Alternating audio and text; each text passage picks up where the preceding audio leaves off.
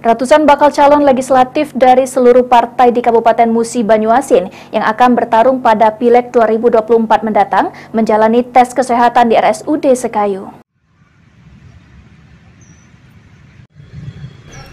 Kedatangan ratusan caleg ini guna mengikuti serangkaian tes kesehatan sebagai syarat untuk mengikuti pemilihan legislatif 2024 yang telah ditentukan oleh KPU.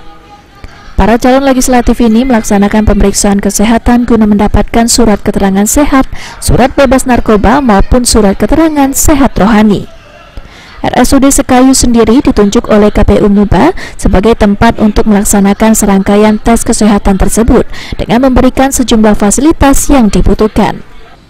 Sejauh ini menurut Humas RSUD Sekayu ada sekitar 150 bakal calon legislatif dari berbagai partai politik sudah mendatangi Rumah Sakit Umum Daerah Sekayu untuk menjalani tes kesehatan. Untuk kegiatan di RSUD Sekayu saat ini sudah dilakukan NCU bakal calon legislatif tahun 2024. Kegiatan dilakukan itu ada pemeriksaan dari jasmani, rohani, dan narkoba urin.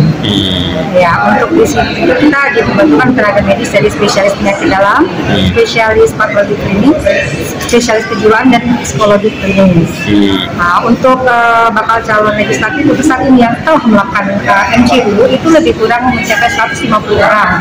Dan itu dimulai di bulan Maret tergantung permintaan dari pasar. Jadi dari Maret sudah kita lakukan dan sampai dengan saat ini masih ada beberapa partai yang belum sampai lah, belum tes, mungkin masih bisa karena jadwal kita itu sampai dengan tanggal 7 atau 8 bulan Mei ini. Nanti ada hasil tesnya itu selama 3 hari. Nanti baru sesuai dengan KPU untuk tanggal 14 paling lambat hasilnya.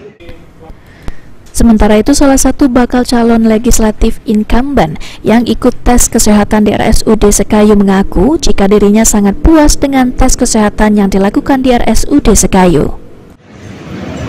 Kompak, jadi satu, jadi barengan datang ke sini, jadi tes di Rumah Sakit Umum Daerah Sekayu ini.